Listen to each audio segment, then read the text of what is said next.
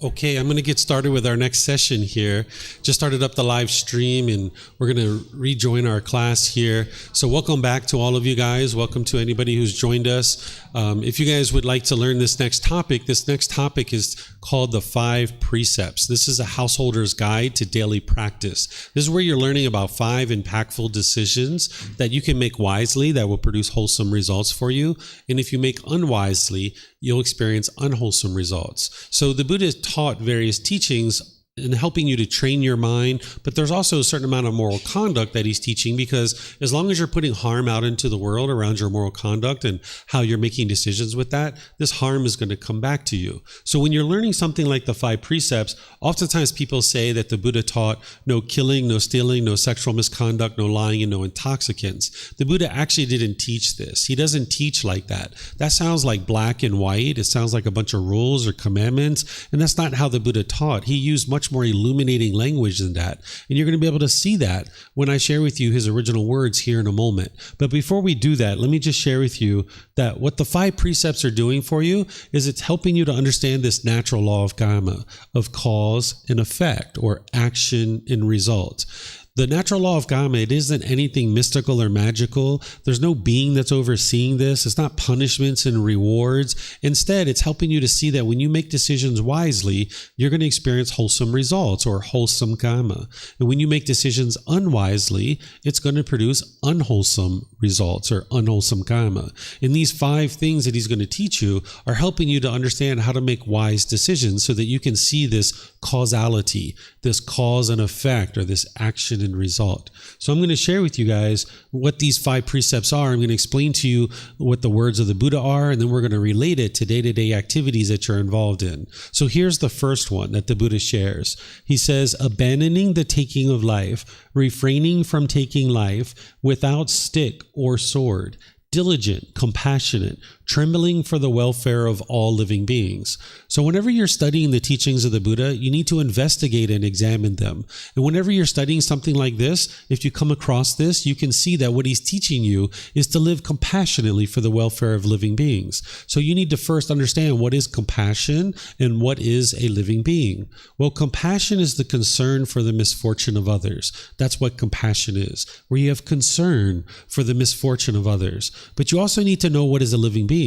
So the Buddha teaches you how to figure out what is a living being and what isn't a living being. And he teaches something called the 5 aggregates, sometimes referred to as the 5 collections or the 5 elements. These are the 5 things that all living beings have.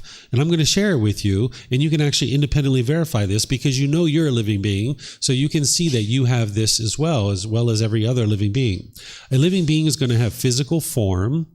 There's going to be feelings, there's going to be perceptions, there's going to be what's called volitional formations, and then there's going to be a consciousness. What physical form is right here, this physical form, the skin, the bones, the fluid, all this kind of physical form.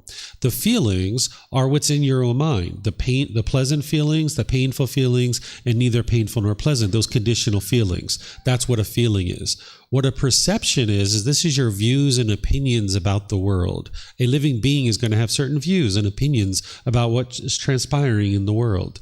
Then there's what's called volitional formations. What this is choices and decisions, that a living being is going to have free will. They're going to be able to make their own decisions. So you can see that you have choices and decisions. You have free will. And then the 5th aggregate is called the consciousness, or the mind. So these are the 5 aggregates. This is what makes a living being a living being. They have form, feelings, perceptions, volitional formations, which are choices and decisions, and a consciousness, or the mind. And this is how you can figure out what is a living being. You have these 5 aggregates: a squirrel, a rabbit, a rat, a snake, a bird. They have all 5 aggregates. But then you can take things that you know are not a living being, like this chair, and you can independently verify that the 5 aggregates are true, because you can look at this chair and you can see that it does have physical form. It definitely has physical form, but it doesn't have feelings. It doesn't have perceptions. It doesn't have views and opinions about the world. It doesn't have volitional formations or choices and decisions. It can't choose to pick itself up, walk down the street, and put itself back down. And it doesn't have a consciousness. It doesn't have a mind. So there you can see what is a living being and what isn't a living being.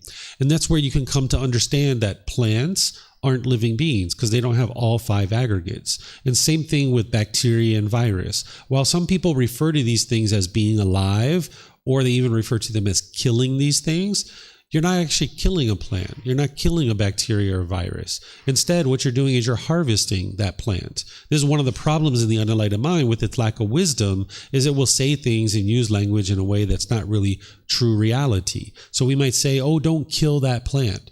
Well, you're not actually killing it because it's not alive. It's not a living being.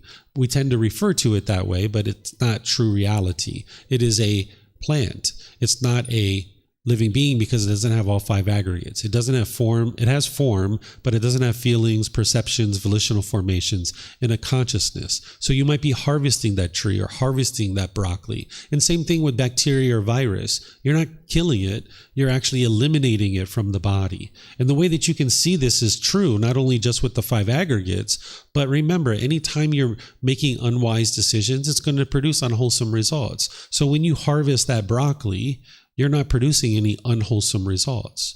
Or when you eliminate the bacteria or virus out of the body, you're not producing any unwholesome results. You're actually experiencing wholesome results because you're getting rid of the bacteria, you're getting rid of the virus. If this bacteria or virus was a living being and you killed it, you would experience unwholesome results because of it, right? But you're not experiencing that. Okay, so a short way to think about this, although the way the Buddha taught it with the 5 aggregates is the best way to think about it, is while you're getting familiar with the 5 aggregates, is you might think about a living being has originated from an egg, a sperm, and a consciousness. It's not in all situations that this is occurring. That's why the Buddha taught the way he did about the 5 aggregates. That's what you would ultimately like to learn. That's what actually helps you to understand what a living being is. But in the meantime, you might use something like this, that an egg, a sperm, and a consciousness have come together, and that's what's going to form a living being. But it's the 5 aggregates that fully explains this. And this definition is held up for 2,500 years because it's the truth. And the Buddha explained this natural law. So then, once you understand that the Buddha is teaching you to live compassionately, the concern for the misfortune of others, for all living beings, you might ask yourself, would you do any of these things? Like euthanasia of a human or an animal? Would you terminate a pregnancy? Would you commit suicide or assist in suicide for another person? Would you participate in capital punishment? Would you participate in war or any other government-sponsored killing and murder? These are all intentional killings, but whether you do them or not, you have to look at the situation and decide for yourself, because it's not a black and white thing. It's not always do it this way or never do it that way. In each situation, you need to have an understanding of this natural law and this teaching that the Buddha is sharing with you, and then decide for yourself what would be wise or unwise. So for example, let's take one like termination of a pregnancy. I'll walk you guys through this so you can see in some situations it could be wise, in other situations it may not be, right? So there's not black and white here. You need to be able to take in all the variables and figure out the best way to apply this. So let's just say I was a woman and I have a fetus in my womb, and we know through medical technology that this fetus isn't going to live a viable life outside the womb, and it's threatening my life by having it inside the womb. In this situation, to have compassion for the welfare of all living beings, the choice might be that that person comes to is to eliminate the pregnancy, because that's having compassion for this living being. This being that's inside the womb is never going to live a viable life outside the womb, and if we allow it to continue to grow inside the womb, this person is threatening their own life. So in this situation, someone might choose to eliminate this from the body. Right? I'm not here to tell somebody what they should or shouldn't do. That's not my role. Some people think about termination of a pregnancy as a political discussion. I don't think of it that way. I think of it as a human issue, because it's a human thing, that it's a technology that we've invented, and there's people that might need to use this, and that's their choice, and there's other people who may not choose to use it. Life is all about our own freedom of choice. So this is one example where someone might choose to use the medical technology to save their own life and live compassionately for the welfare of this being. But then you could have another person who maybe is having regular casual sex, and maybe they're having frequent pregnancies, and maybe this person is using termination of a pregnancy in order to use it as birth control. And now maybe 3, 4, 5, 6 times they're having termination of pregnancy. In this situation, this individual is going to experience unwholesome results because their body is going to be impacted by these multiple surgeries and these multiple procedures. And that's the unwholesome results that are coming to them. Where the first person living compassionately for the welfare of all living beings, maybe this is a once in a lifetime situation where they terminate a pregnancy. But this other person, maybe 3, 4, 5, 6 times is terminating a pregnancy, they're going to notice the effects to their own body as a result of this. But whether someone chooses to do this or not, it's their choice. I'm not here to tell them what they should or shouldn't do. If a student comes to me and consults with me and asks me, David, what should I do? Should I terminate the pregnancy or not? I'm not even going to tell them.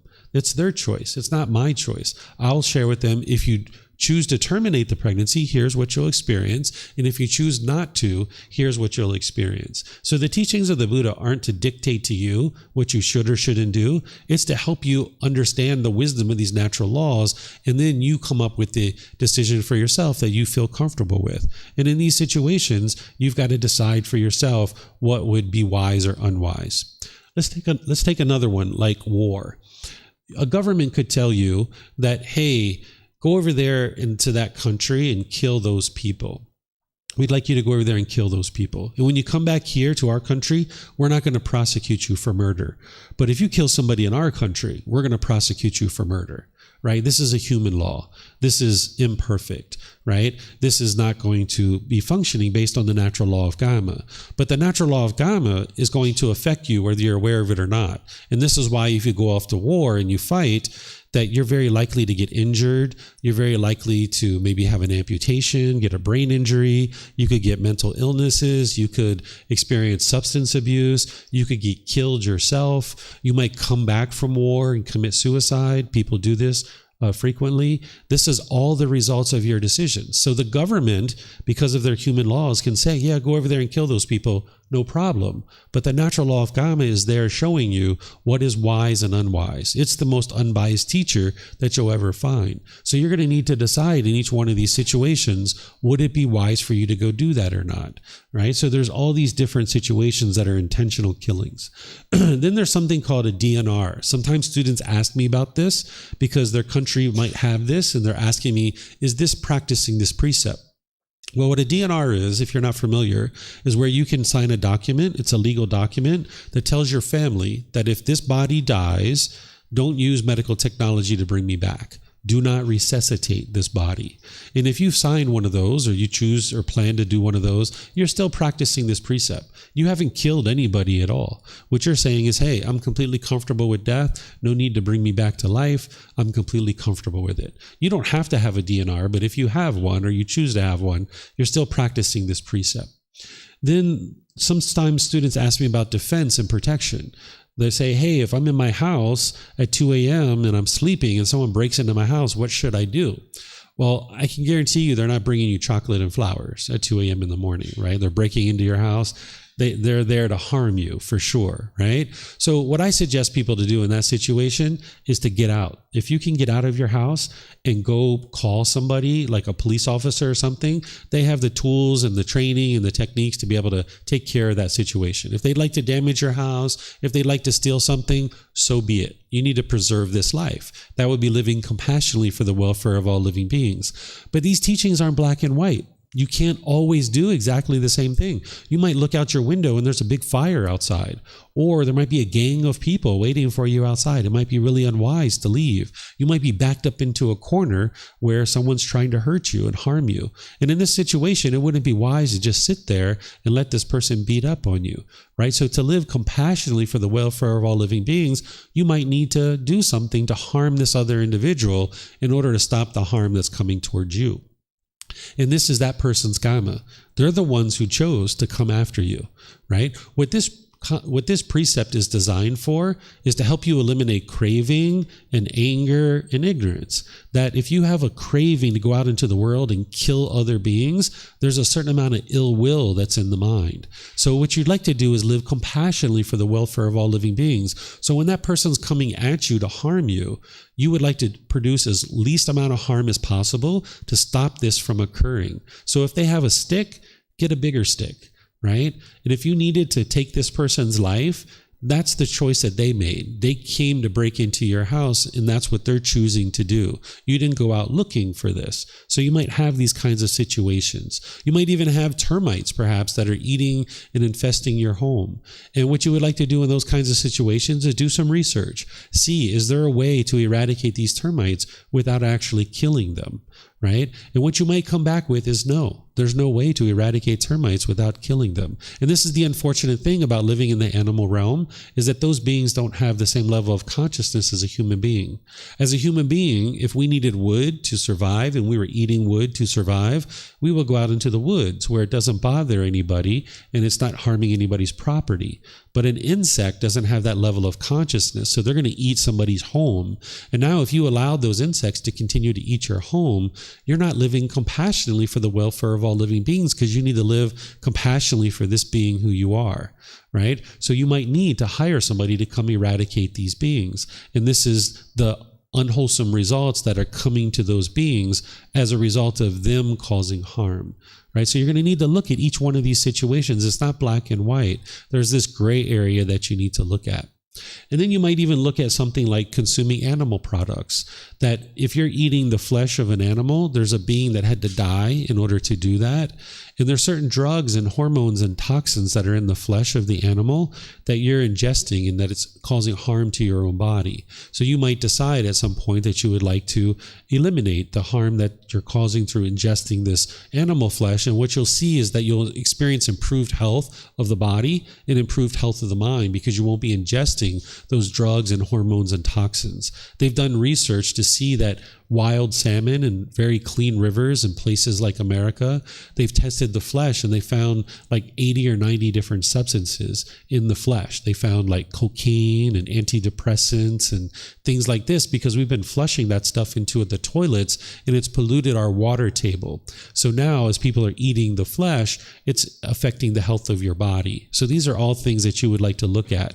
But when or if you ever choose to move to a plant-based food supply, it's your choice. It's your choice to decide whether you would like to ever do that or not. But this is one thing that you'll notice that will improve your health of the body and the mind, is if you do decide to move to a plant-based food supply.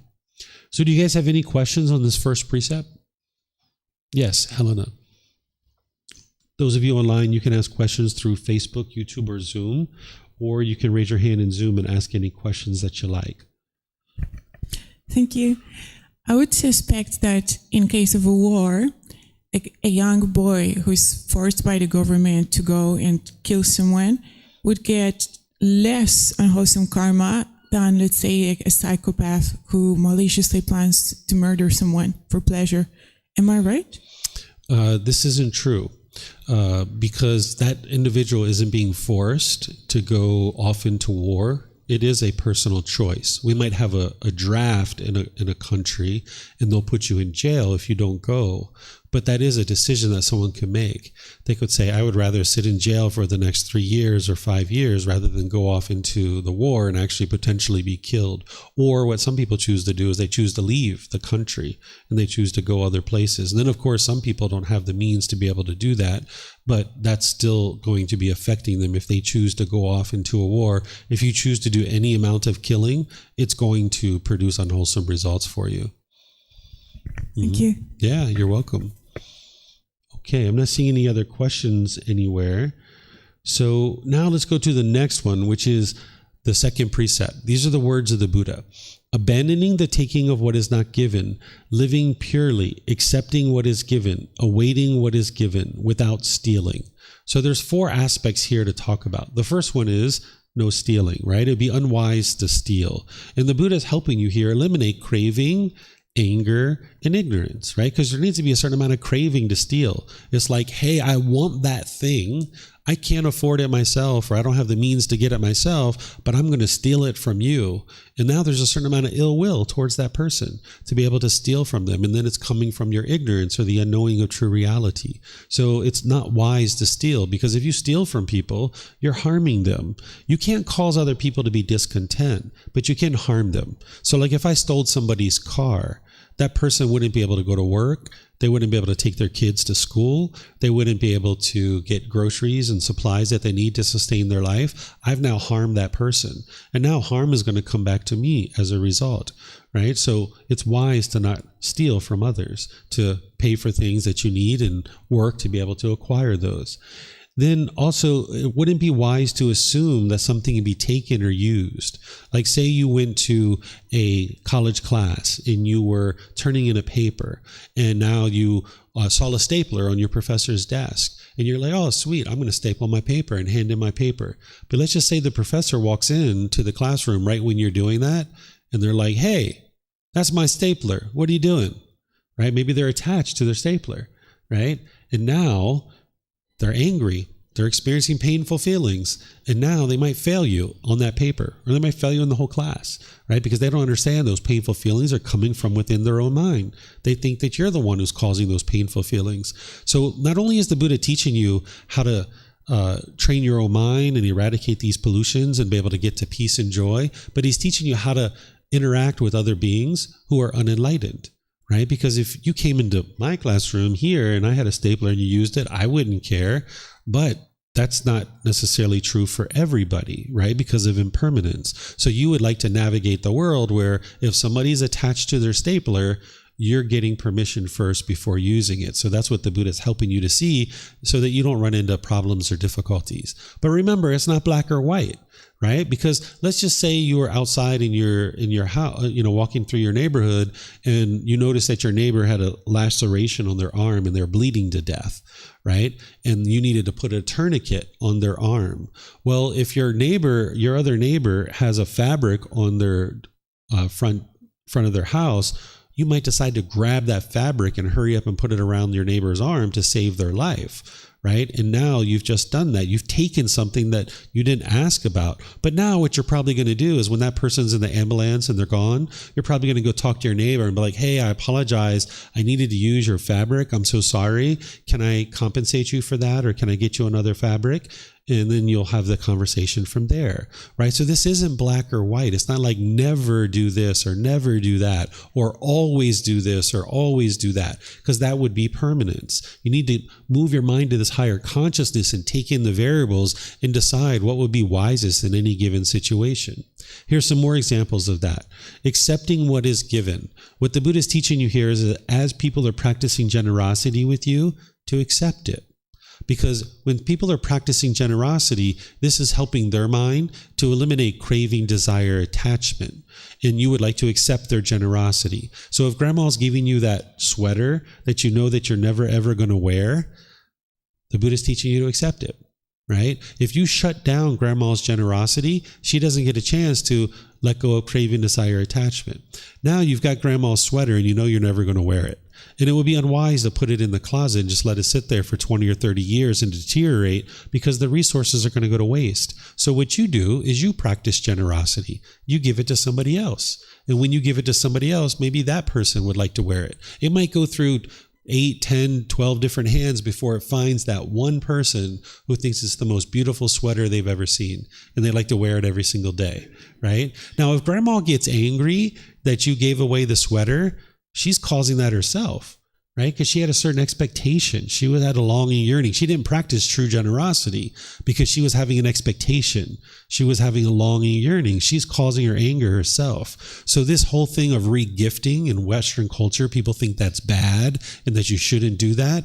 There's nothing wrong with giving something to somebody else. Like in living where I live, there's frequent times where neighbors will come around and give you all these fruits and all these vegetables. There's no way that I can eat all of that stuff. So I give it away to other people, right? Sometimes students give me stuff. I can't eat all of this stuff, so I give it away to my neighbors and give it to other people instead of just letting it go to waste, right? So if someone's practicing true generosity, they don't have any expectation of anything. So if you re-gift something, if you give it to somebody else, maybe 8, 10, 12 different hands, everybody was practicing generosity. Wow, this is so good for everybody's mind, right? Whereas if you just let it sit in the closet and deteriorate, it hasn't helped anybody at all, right? So this is the way that you can practice. And also, if people are giving you things and you're shutting down their generosity and you're not letting them practice their generosity, eventually people are going to stop giving you things. They're going to stop offering things to you. So by you just accepting things, it helps them and it helps you if you decide to give it to somebody else.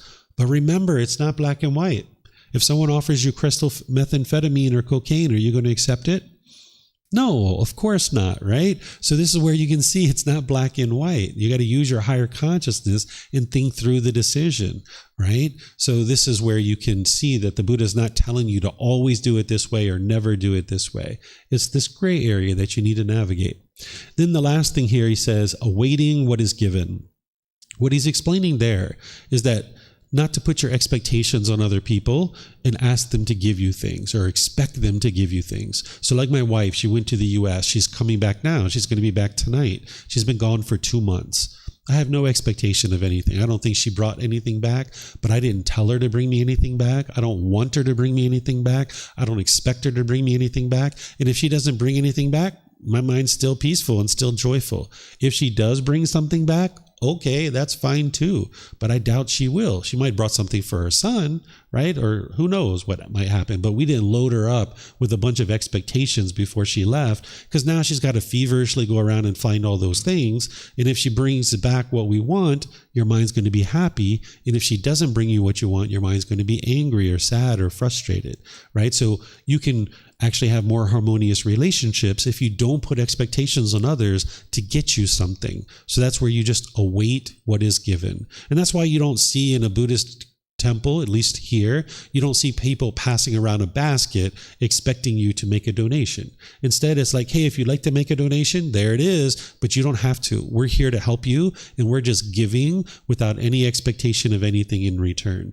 We don't want anything from you. We don't expect anything from you. We're just practicing generosity to help you to learn and practice and grow. So you should just await what is given. Right? And that's the way to have harmonious relationships, that you're not putting expectations on others to give you things. So do you guys have any questions on this one? Yep. You have a question, Jack?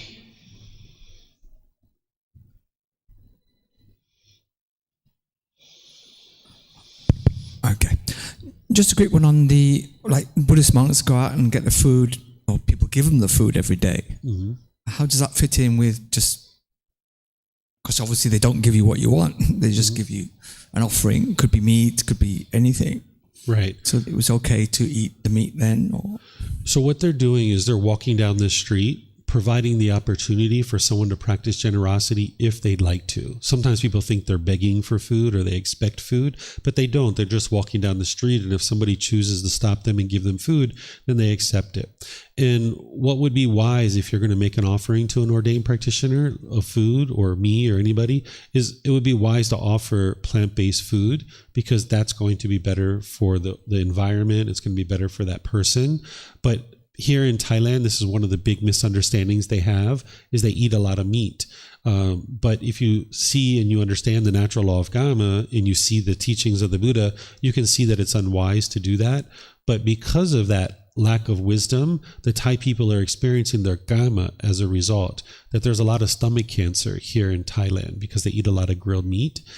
So a ordained practitioner, they're practicing whatever they're going to practice based on their own wisdom. Here in Thailand, you'll see a fair number of them that do eat meat, but there's also more and more people that understand that this is unwise, and there's some people that will only eat plant-based food.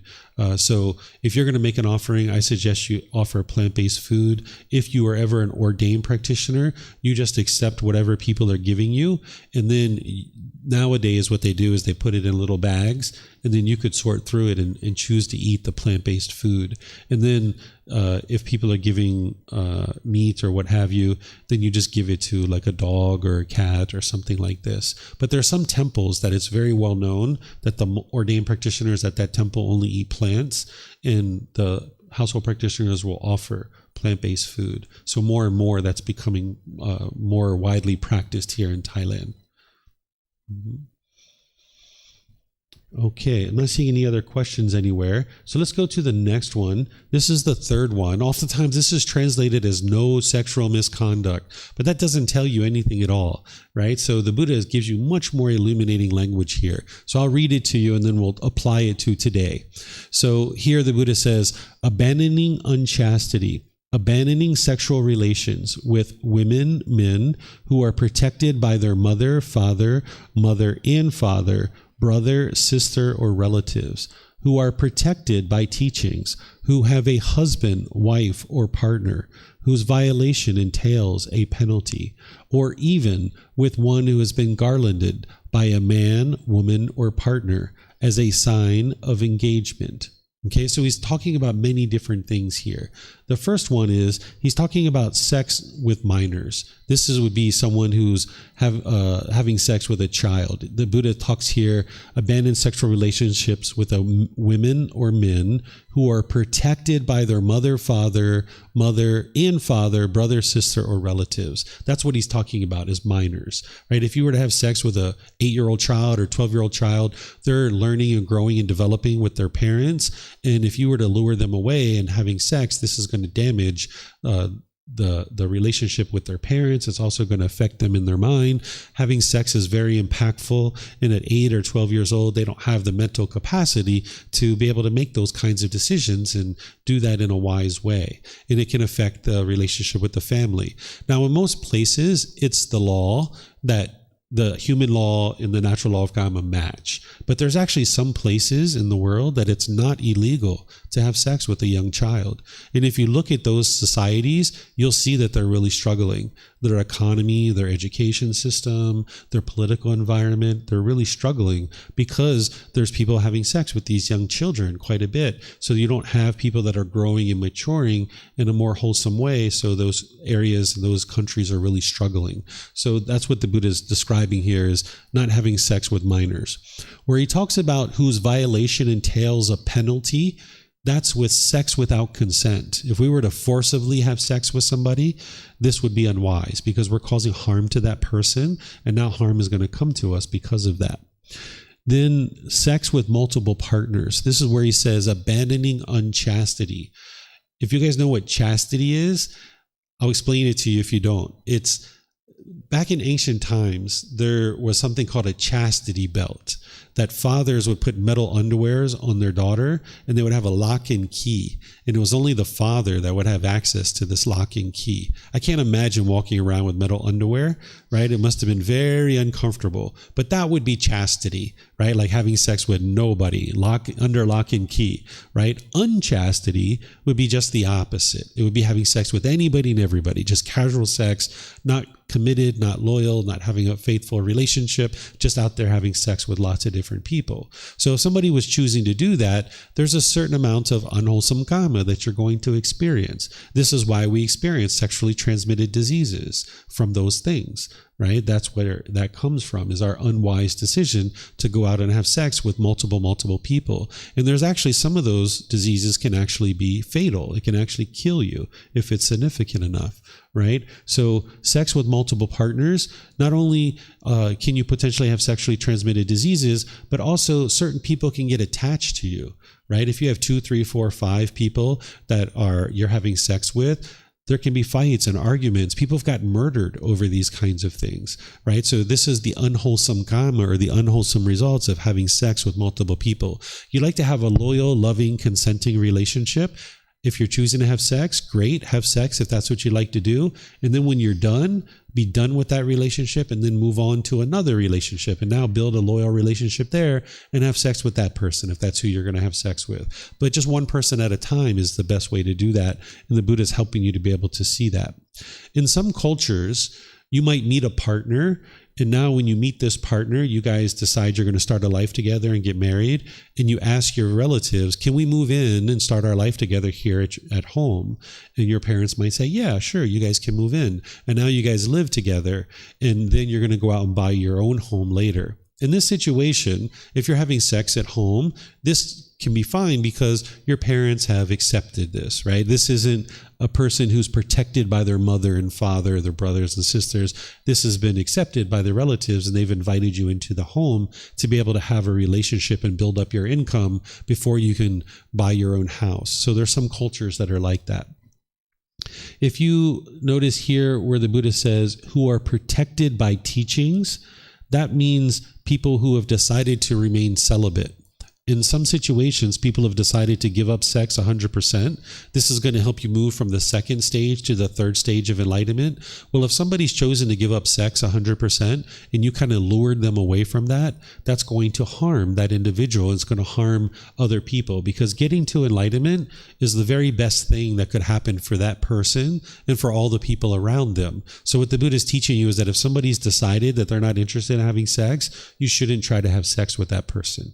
And here in Thailand, they make it easy for you, because anybody who's ordained that's wearing orange robes and shaving their head, they've decided not to have sex with anybody. And also here in Thailand, people who wear all white, they also have chosen not to have sex with other people too. That's not the reason why I wear all white. I don't have sex with other people, or even my wife. We don't have sex anymore, but that's not why I chose to wear white. But here in Thailand, people who wear all white on a daily basis, they're choosing not to have sex too. So if you're interested in having a sexual relationship, find somebody who's interested in that, and that's going to be much better for you and for other people as well. Sex with people who are already committed in other relationships, or sex outside of any relationship you are committed to. That's where the Buddha is talking about unchastity, right? If you're in a loyal, loving, consenting relationship, you would like to just have sex with that person and not go outside that.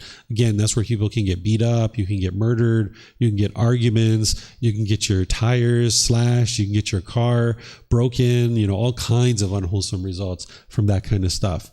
You might also think about sex with people who are human trafficked. This would be unwise because that's unchastity, having sex with multiple people. And in those kinds of environments, those people are oftentimes being forced to have sex with others.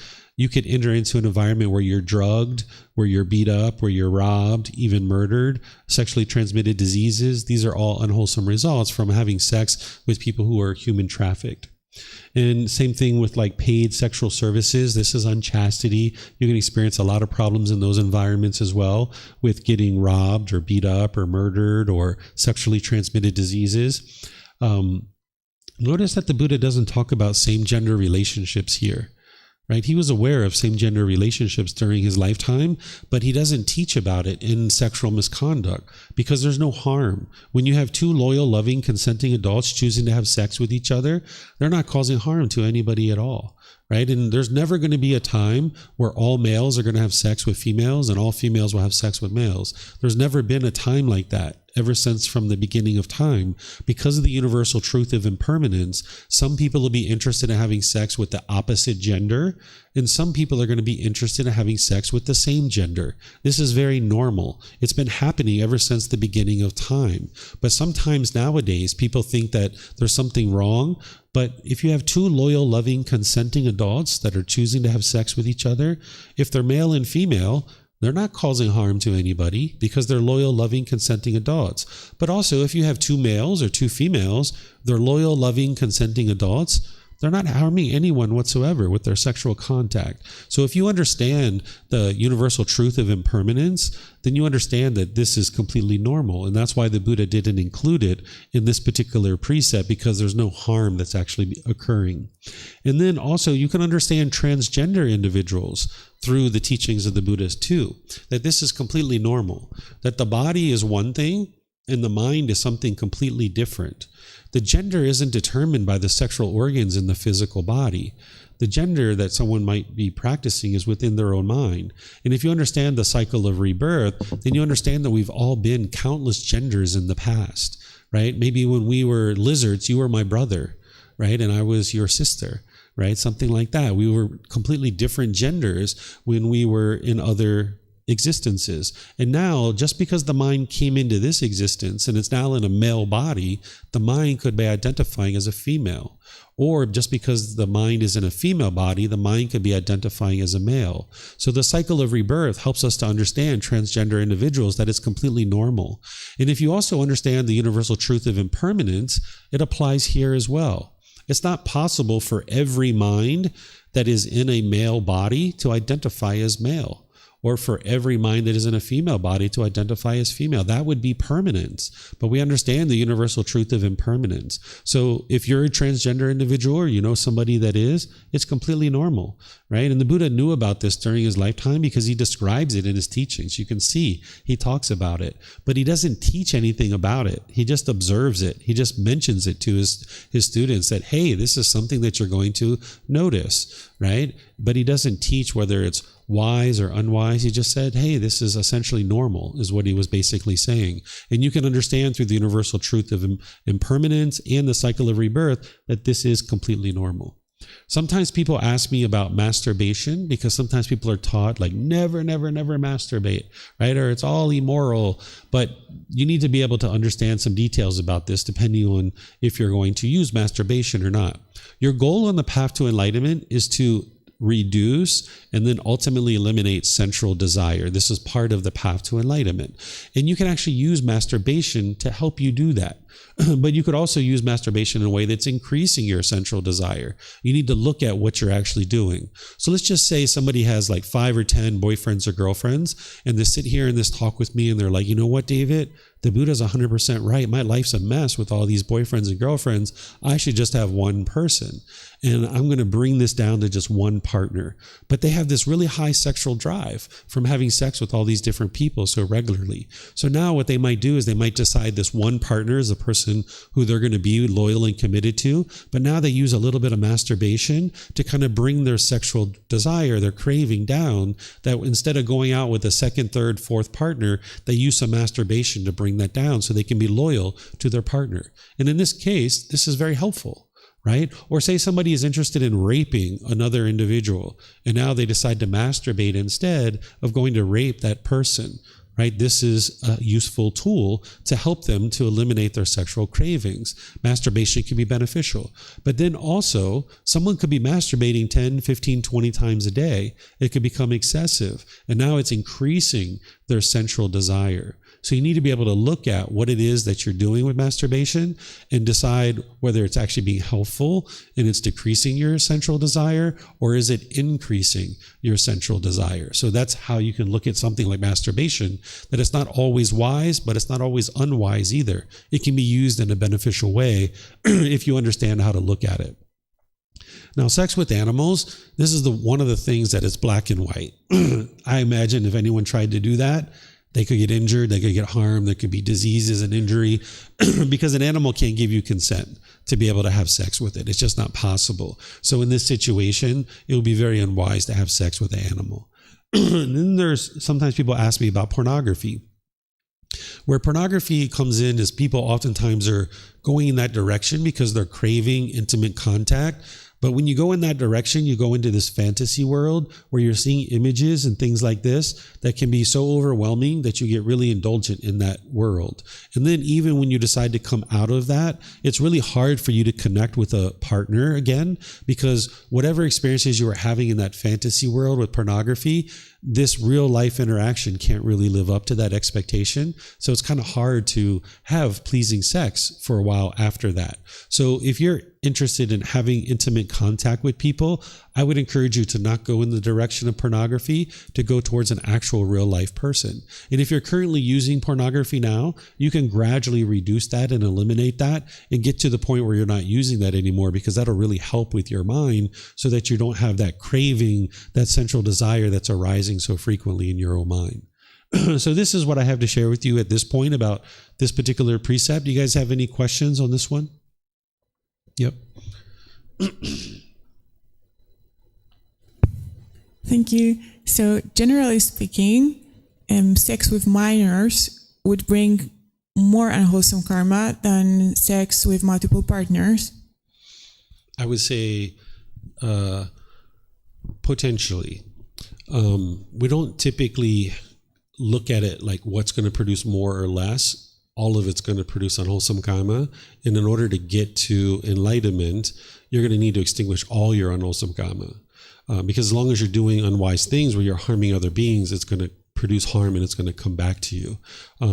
But let's just say in both of those situations, you could actually be murdered. That would be the most significant unwholesome karma, right? To be murdered. Like if you're having multiple sexual partners or you're having sex with a minor, the family could come and murder you, right? Or somebody else might do it. Same thing if you're having casual sex with lots of different people too. Someone can get attached to you. So in both of these situations, you're going to experience significant unwholesome karma, and it would be unwise to do either one. I wouldn't really measure them of which one is producing more or less. They're both pretty significant unwholesome karma. Because I'm trying to figure out what decides like the weight of karmic consequences. Is it the amount of hurt that we provoke to others, or is it craving, the amount of craving? The amount of craving is going to then determine how much you are harming others, because the more craving you have, it's all about your own selfish desires, so it's going to produce more harm. So it's actually both of those things. It's one is leading to the other. Because of your significant cravings, it's leading to harm. Whereas if you have just a little craving, it's not going to produce as much harm. So those things are actually connected, even though you're not seeing that in your question. And that previous example of a soldier who goes to war and kills someone, I would say that he probably has less craving than like a serial killer, but the harm is the same, right? Like they killed someone. Yeah. So the same event, the same action can produce different results for different people. It's not purely just based on if you do this, you will experience this. It really depends on a lot of different variables. The Buddha shares that to know the exact result of karma would lead to madness or frustration. But we can look at it from in a general sense. And the Buddha also gives this analogy where he talks about this lump of salt.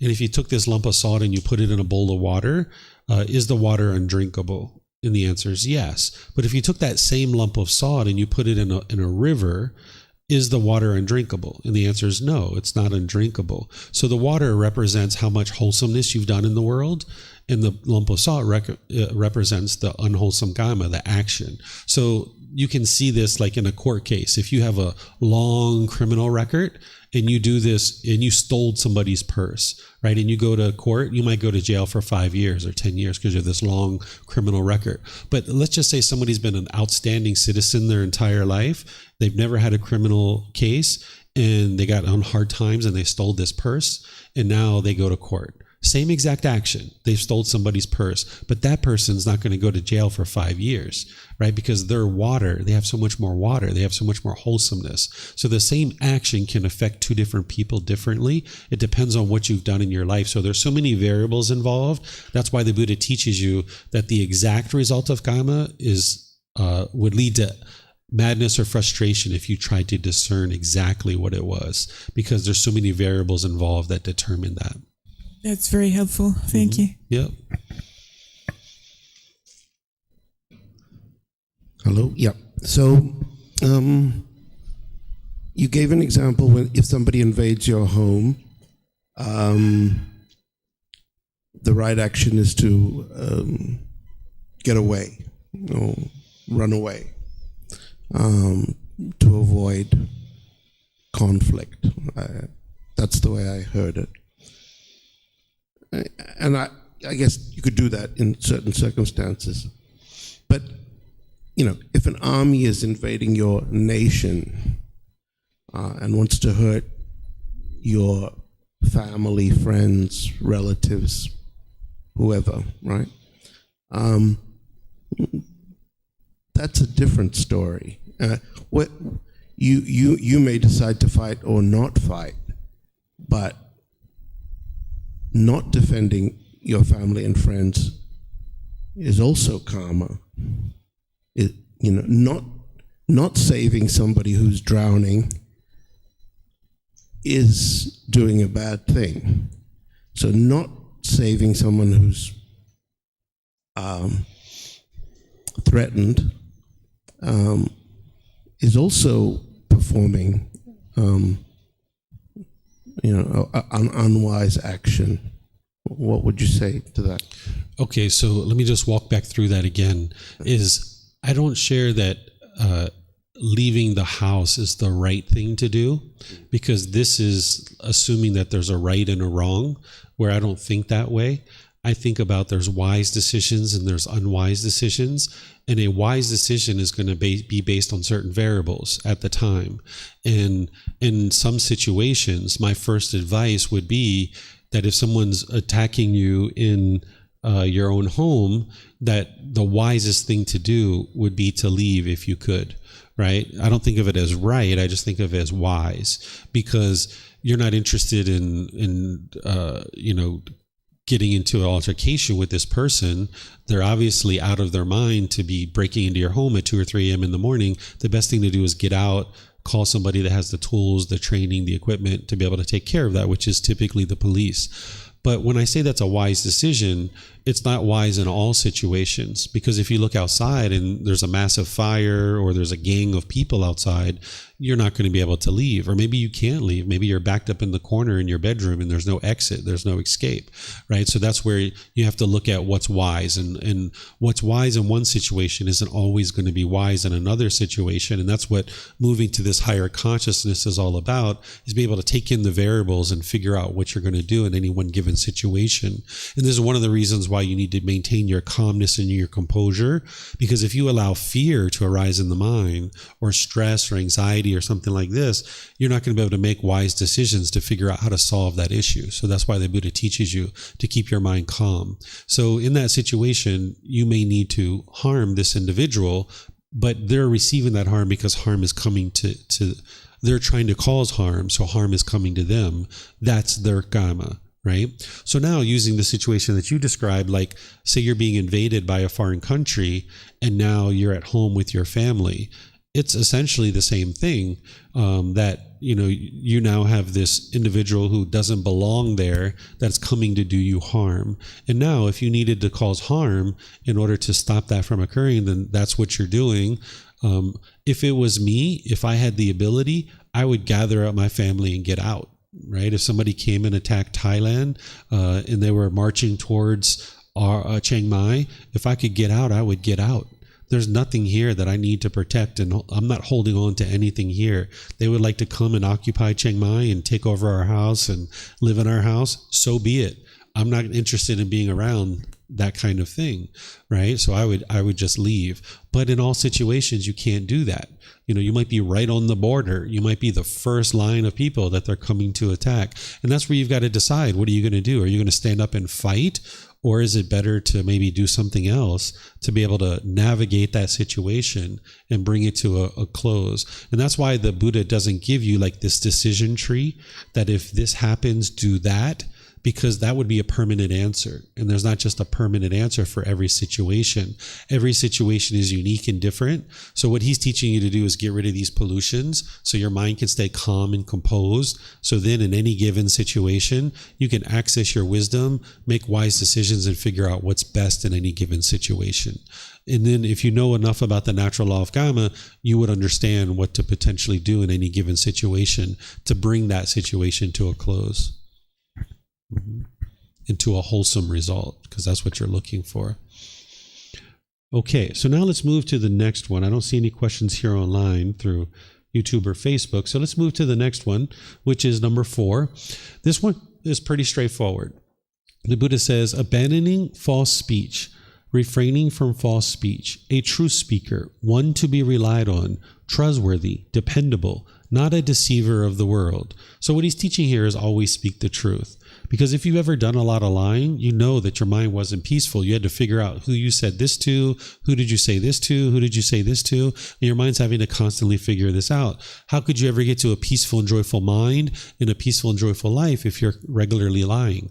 Also, people are going to discover your lies, and they're not going to see you as somebody who's trustworthy and dependable. So when there's that professional project coming up and they need somebody trustworthy and dependable to handle it, they're not going to look to you for that particular thing. So you would like to be dependable and reliable in your community, at work and at home. So that people can trust you, and now you can experience advancement in your life, right? So that's what the Buddha is teaching you here, is to not be a deceiver of the world and be trustworthy and refrain from lying. He understood this so clearly that even when he told jokes, he didn't lie.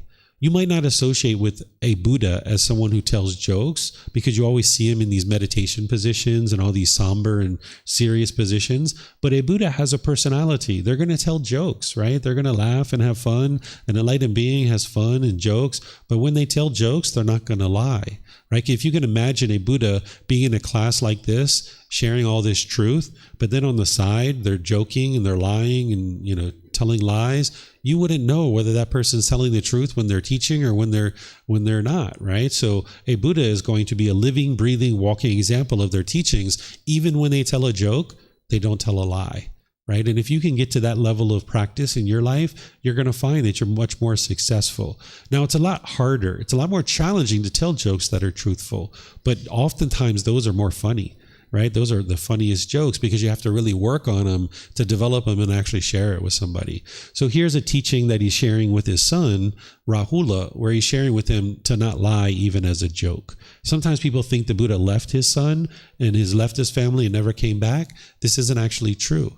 He actually came back, and his son, his wife, his stepmother, his cousins, and his brother-in-laws and things like this, they were all ordaining with him and coming to be students of his. So here, this is a teaching to his son, Rahula, where he's saying that he doesn't even tell a joke that has a lie in it. So that would be really wise if you could get to that point, and you might need to gradually work towards that.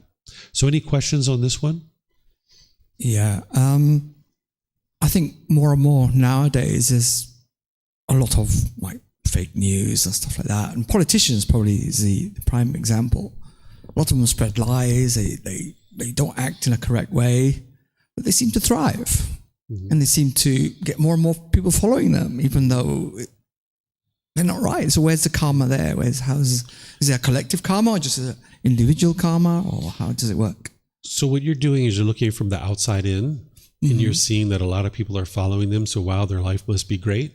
But that's not true. Their mind has got lots of conflict in their mind, in their life. They have lots of conflicts in their relationships. As people discover those lies, they find it more and more difficult to get elected for positions and things like this and move up in their positions. They're experiencing their Kamma, but you might just not be there when they are experiencing it, and you might not be looking at it. You're just looking at one thing that, they're having more and more followers. But that's not indication of whether somebody's successful or whether they're experiencing unwholesome Kamma or not. If they didn't lie and they didn't do these things, they would be able to experience much, much, much more success in their life. And they are experiencing the results of their lying. You just may not be there and see it when it's actually occurring. It's even at a company's level, people, they lie and they cheat and they get promoted, they seem to have a more successful. Mm-hmm.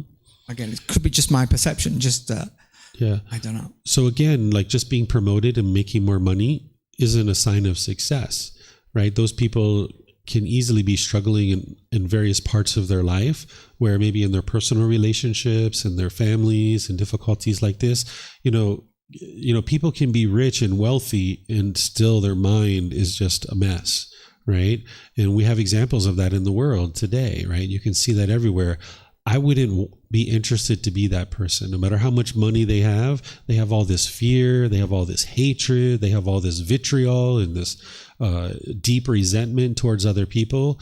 So, okay, great, they have money, but that's not a sign of success. The sign of success is, do you have harmonious relationships? Have you created a peaceful life and a joyful life? And just because you have money doesn't mean that it's a wonderful life. Because if that was the case, rich people would never commit suicide. Right? But we see rich people commit suicide.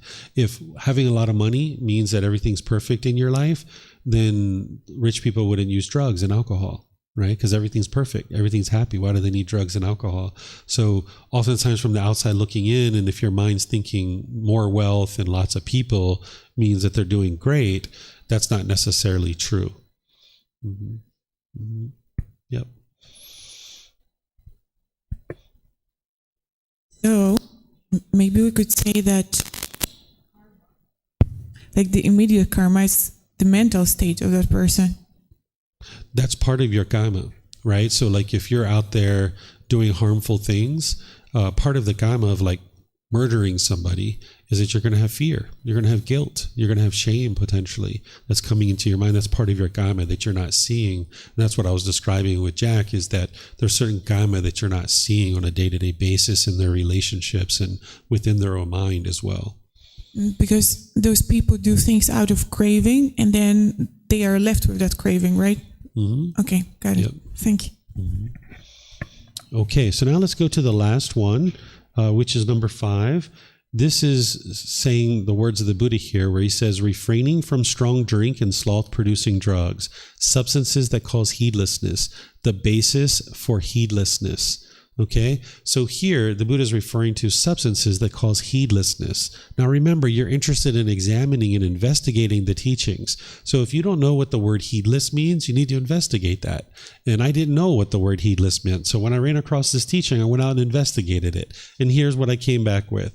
What heedless means is careless, thoughtless, inattentive, uncalm, unaware, and unmindful. So what the Buddha is teaching you is not to put substances in the body that's promoting this heedlessness or this unalertness, this unmindfulness, this unawareness. Because if you're trying to get to this higher consciousness where you have concentration, you have focus, and you're making wise decisions, how could you ever do that if you have substances on board that are promoting heedlessness? So you're going to need to look at various substances that you might be ingesting to determine whether it's promoting heedlessness or not. Because if it is, it's going to take you in the opposite direction of enlightenment.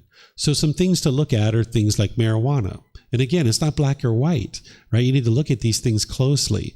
There is a certain aspect of ingesting marijuana that can produce heedlessness, but there's also unrefutable evidence that this plant has medical benefits. You can see it. They've done research on it. There's children who have like 20 seizures a day, and they put a little bit of CBD oil on their tongue, and they don't have another seizure for like 6 months. Right? You can see this in research papers and things like this. So if you're ingesting marijuana for medical purposes, you would like to probably look at an oil or an edible.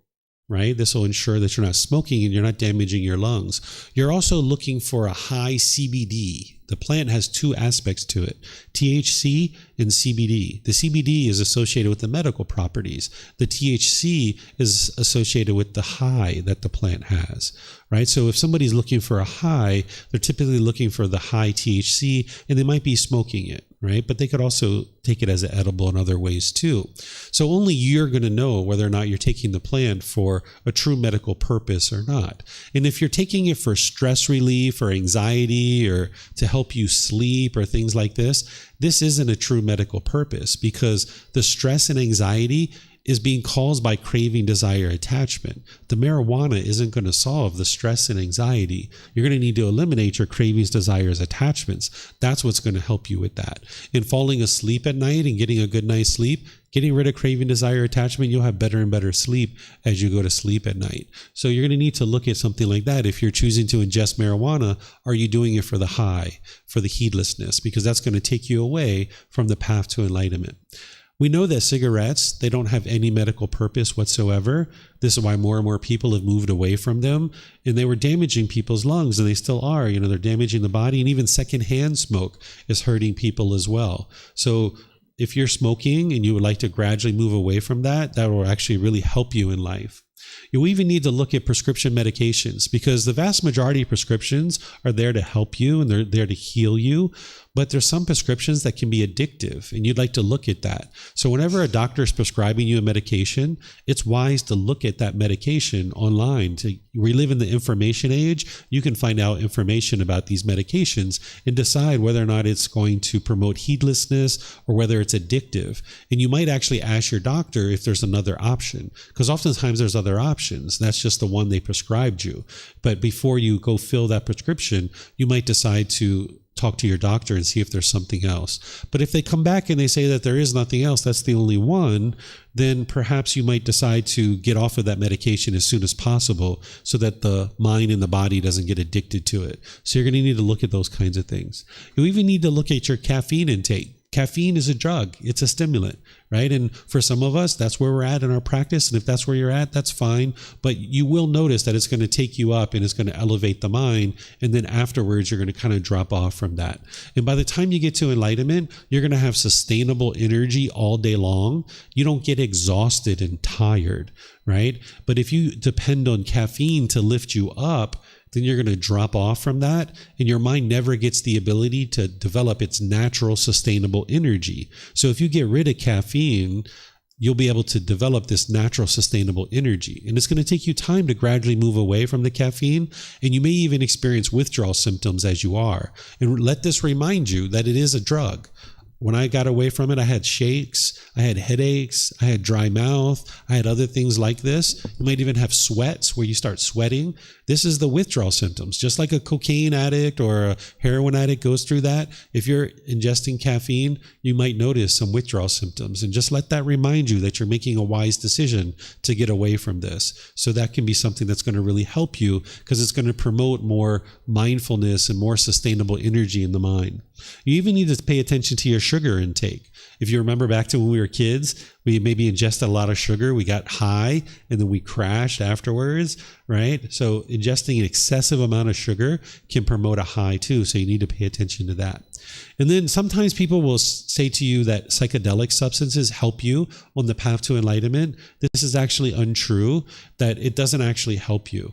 The psychedelic substances, they do create this introspection in the mind, but it's based on a substance that you can only experience that introspection when you have a substance. But what you need to be able to do is you need to cultivate that naturally, so that no matter what time of day, no matter where you're at, you can look inward. If you can only look inward and be introspective when you take a substance, it's not actually going to promote the qualities of mind that you need to be able to get to enlightenment.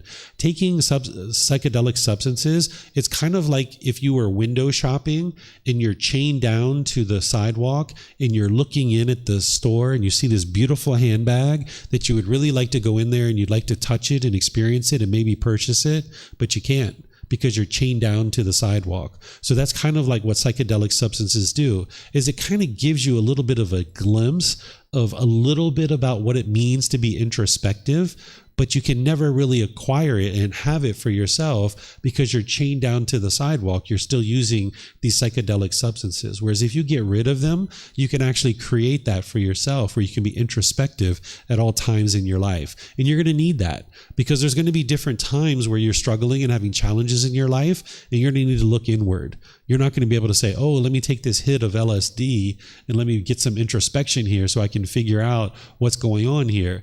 You're not going to be able to get to enlightenment that way. It's not going to work, right? So when people are talking about psychedelic substances helping you to get to enlightenment, this is just part of their own lack of wisdom, not realizing what this is actually doing is it's hindering you from actually cultivating the true introspection, where you can look inward within your own mind because you've cultivated that quality in your mind. So do you guys have any questions on this one? Yep, you have a question? The interesting thing about this precept is that if you're doing this one, all the rest of them are more likely, right? Like if you're taking substances that cause heedlessness, you're more likely to kill, to steal, to have sexual misconduct, and to lie. If you go into like a jail or a prison and you ask people like, what are you here for? They might say murder or robbery. They might have robbed a bank. But if you're like, no, what are you like really here for? What brought you to jail? They're like, oh, substances. 80% of the people will tell you they would have never killed that person if they weren't high on drugs. They would have never robbed that bank if they weren't feeding a drug habit. And now they're in jail for 10, 15, 20 years because of this particular thing. So this is like a really important one to understand, because it'll motivate all kinds of unskillful conduct. Okay, so I think I got it right now. Please tell me if I understand it correctly. So typically heroin would cause more unwholesome karma than cigarettes. And I would say yes to that yes, one. Yes, right? And you're looking for this comparison. Yes. But that's because there's a different amount of craving. There's a different amount of that water versus salt proportion from your previous explanation. And maybe and the also piece of salt is bigger too, or smaller, right? Got it. And maybe because of intention behind the action. Yeah. Yeah? Okay. Thank you. Yeah. So in some cases you can do that comparison, but in other cases you can't. Yeah. So like walking down the street, if you stepped on a cockroach and intentionally killed it, that's not going to produce as much unwholesome kamma as if you killed a human being, right? It's a different level of kamma. So in some cases you can do that comparison, but in other cases you can't. Yeah. Okay. So no more questions on this? Okay, so this afternoon, what I'm going to be doing is I'm going to be teaching you walking meditation. This is a great meditation if you're falling asleep and you would like to continue to do meditation, or if you have an overactive mind, if you have an anxious mind, you have a lot of energy in the mind, the last thing you're thinking about is being still and sitting somewhere to meditate, you can actually do walking meditation. So I'm going to teach you guys that this afternoon. It's now only about 10 minutes after 12. I only need like probably 10, 15 minutes to teach this to you. So usually I have students come back at 2:00. I teach it to you for about maybe 10 minutes, and then we do it for like another 20 or 30 minutes. And then we're usually done by about 2:45. So would you guys like kind of a little bit extra long lunch here? Or would you like to just kind of like go for an hour and a half and come back and finish up quite a bit early today? You're shaking your head yes, Gary? The second one, right? So we could go to lunch now and come back. Let's see, an hour and a half would be 1:40, right? That would be 1:40. And then we would probably end up finishing up around 2:15 or 2:20 today. Okay, does that sound good for you guys? Okay, so let's get back at 1:40. I'll start up walking meditation at 1:40. Okay, so enjoy your lunch, and perhaps we'll see you guys afterwards. Okay.